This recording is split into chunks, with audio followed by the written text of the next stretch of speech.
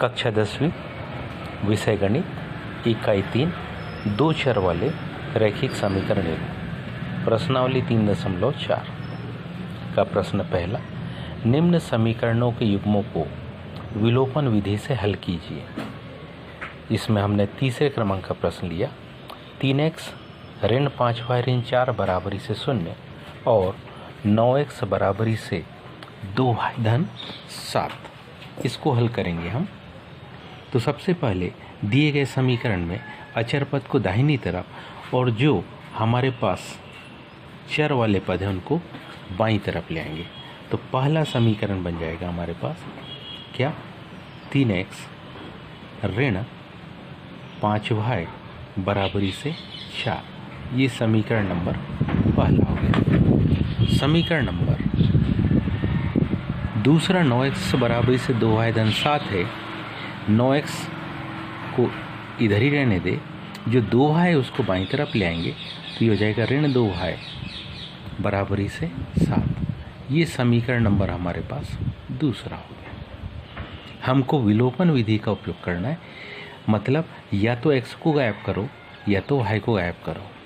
तो जब विलोपित तब हो पाएंगे जब दोनों के गुणांक बराबर आ जाएंगे। यहाँ x का गुणांक 3, यहाँ x का गुणांक 9।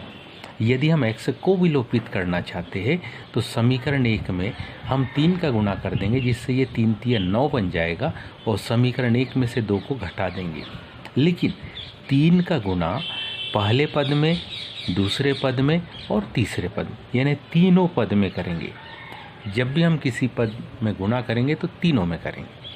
तो विलोपन विधि में हम क्या कर रहे हैं, ध्यान दीजिए। यदि हम कौन से समीकरण 1 में 3 का क्या कर दे, गुणा।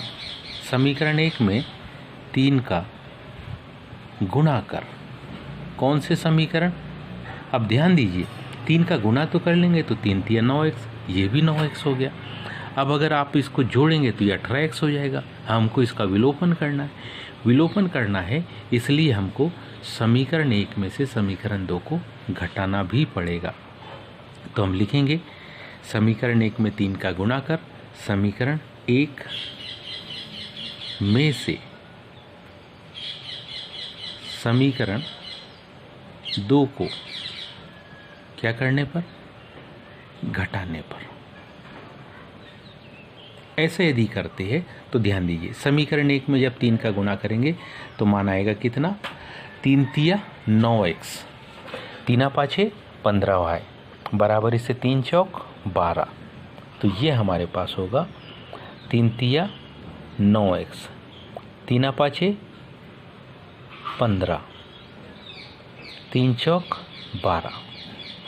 समीकरण 2 यथावत रहेगा, 9x ऋण 2y बराबरी से 7। क्योंकि हमने लिखा समीकरण 1 में से 2 को घटाने पर, इसलिए 2 के सारे पदों के आगे के चिन्ह बदल जाएंगे। ये ऋण धन में और धन ऋण में।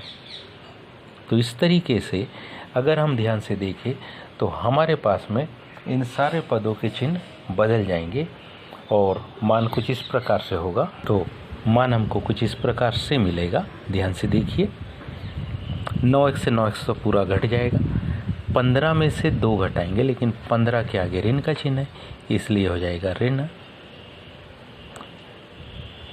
13y। 12 में 7 घटाएंगे तो 5, इसलिए यहाँ जो y का मान आएगा वो मान आएगा ऋण 5/13। ये हमारे पास किसका मान आ गया, y का मान। अब इसी y की बराबरी से ऋण 5/13 को या तो समीकरण 1 में या समीकरण 2 में रख देंगे, जिससे कि आपको x का मान मिल जाए। इसी समीकरण 1 में यानी 3x ऋण 5y बराबरी से 4 में y बराबरी से हम ऋण 5/13 रखेंगे, उससे आपको x का मान मिल जाएगा। तो ध्यान से देखिए, 3x ऋण 5, ये क्या हो जाएगा, ऋण 5/13। बराबरी से 4। अगली स्टेप ध्यान से देखिए, 3x बराबरी से ऋण गुणित ऋण धन 5m 25/13 बराबरी से 4। 25/13 दाहिनी तरफ जाएगा तो ये बन जाएगा ऋण 25/13। 3x बराबरी से 4 के बटे कुछ नहीं, मतलब है ऋण 25/13।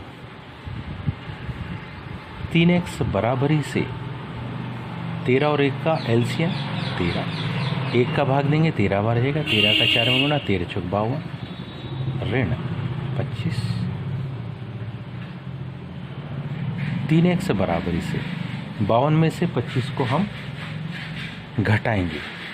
52 में से जब 25 को हम घटाएंगे तो मान मिलेगा हमको 27/13।